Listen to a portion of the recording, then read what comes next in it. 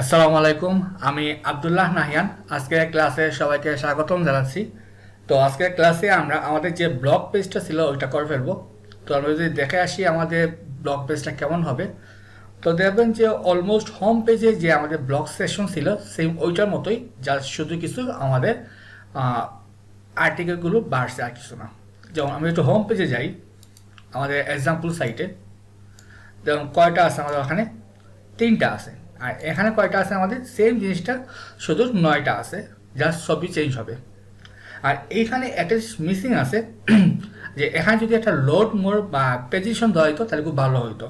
কারণ যেমন একটা সাইটে নিশ্চয় 8টা বা 10টা পোস্ট হবে না, নিশ্চয়ই 60, 70, 100 বা আরও বেশি হইতে পারে। তো যদি আমরা সবগুলো পোস্ট একই পেজে লোড করাই তাহলে কিন্তু হিউজ একটা ঝামেলা হতে পারে, সাইটটা মানে পেজটা হ্যাঁ হইতে পারে, অনেক কিছু সমস্যা হইতে পারে। তো আমরা একটা পেজিশন দিব, যেমন প্রিভিয়াস 1 2 3 নেক্সট। তো ইউজার ক্লিক করলে মানে একটা নির্দিষ্ট পরিমাণ আর্টিকেল লোড হবে, তো আমরা ওইটাও অ্যাড করে ফেলবো। তো প্রথমে আমরা ডিজাইনটা করে ফেলি। তো আমাদের কী লাগবে, আমাদের একটা পেজ লাগবে ব্লগ পেজ করার জন্য। তো আমরা আমাদের সাইটে চলে যাই। ইতিমধ্যে আমরা পোর্টফোলিও পেজ শেষ করে ফেলছিলাম, সরি গ্যালারি। তো আজকে ব্লগ পেজ।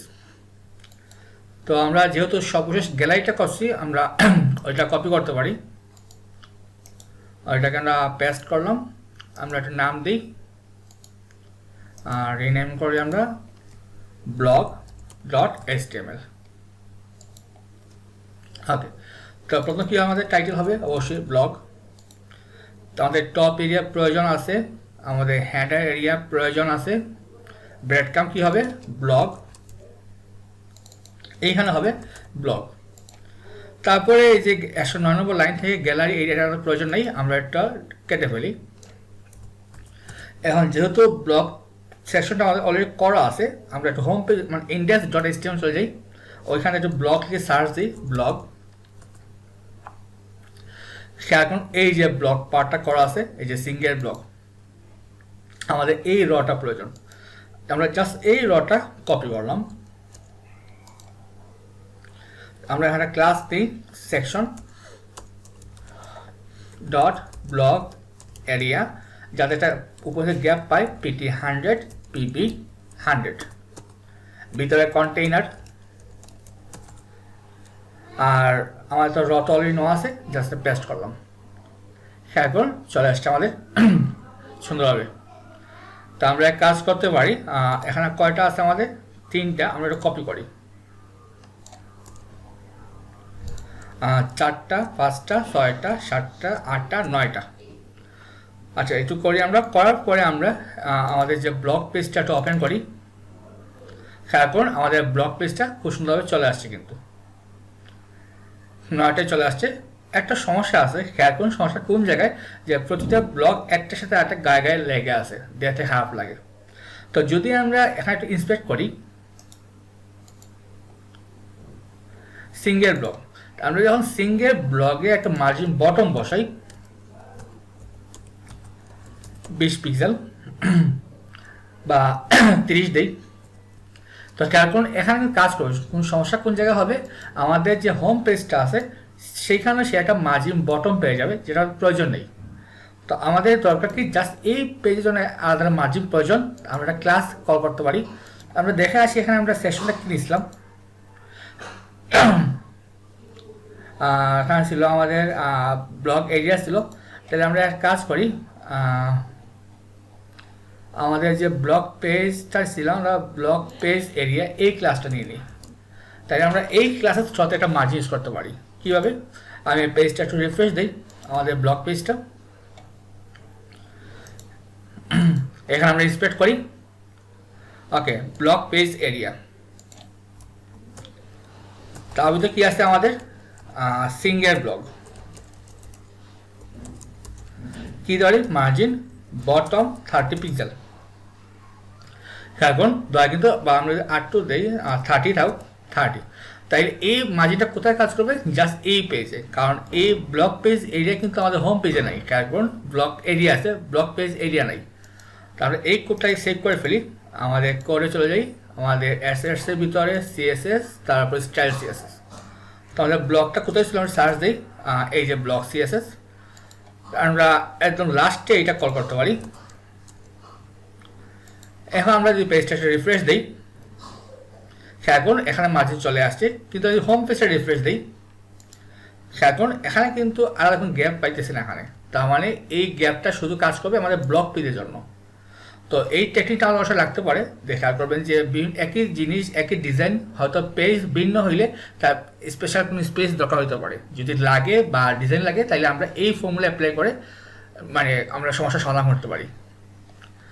তারপর বলছিলাম যে আমাদের এখানে একটা প্রেজেন্টেশন আসবে, তা আমরা চলে যাবো বুটস্ট্র্যাপে, getbootstrap.com। ওইখান থেকে চলে যাবো আমরা ডকুমেন্টসে চলে যাই, ডক্সে যাই, গিয়ে সার্চ দিই যে প্রেজেন্টেশন ক্লিক করলাম। তো খেয়াল করুন আমাদের কিছু এক্সাম্পল চলে আসবে, এই যে প্রিভিয়াস 1 2 3। যেহেতু আমরা স্ট্যাটিক সাইজ করতেছি, আমাদের কাজ হচ্ছে জাস্ট ডিজাইনটা রেডি করা। তারপর যখন একটা ডাইনামিক করা হবে, হয় লারাবেল অথবা ওয়ার্ডপ্রেস যাই ইউজ করুক না কেন, তো ওই ডেভেলপার এটাকে তার মতো করে এটাকে ডাইনামিক করে ফেলবে। আমাদের কাজটা হচ্ছে কি জাস্ট এই পার্টটা একটা ডিজাইন রেডি করা, মার্কআপ রেডি করা। তো বিভিন্ন ডিজাইন দেওয়া আছে,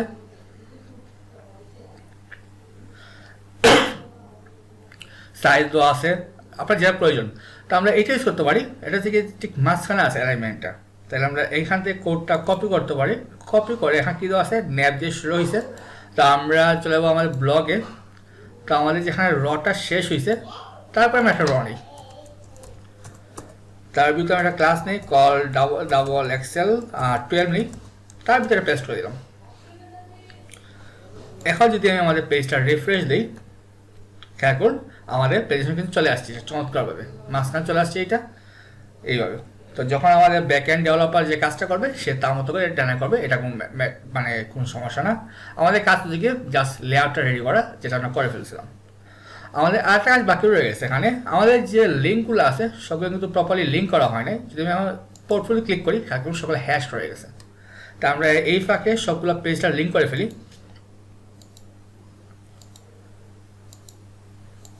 আমাদের ইন্ডেক্স, আচ্ছা আমরা শুরু করি প্রথমে অ্যাবাউট থেকে।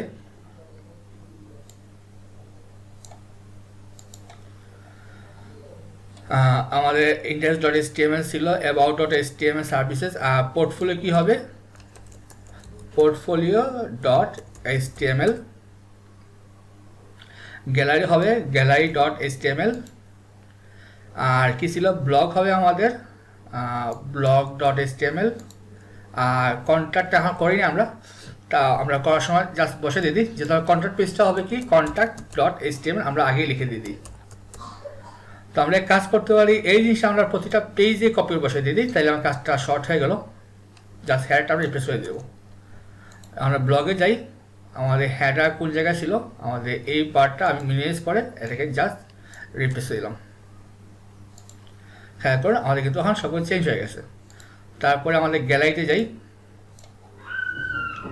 এখানে আমাদের হেডার এটাকে আমরা রিপ্লেস করি।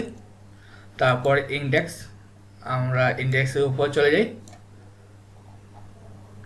এখানে মিনিমাইজ করি। তারপরে আমাদের পোর্টফোলিও পেজ,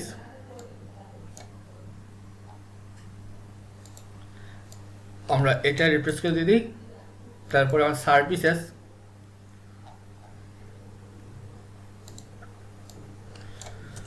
তাহলে আমার সবগুলো পেজ আশা করি আমার লিঙ্ক হয়ে গেছে। আমি পেজটা রিফ্রেশ দিই, আমি যখন গ্যালারি ক্লিক করি, gallery page, portfolio page, services, about, home, তাহলে আমার সবগুলো পেজ লিঙ্ক হয়ে গেছে এখানে।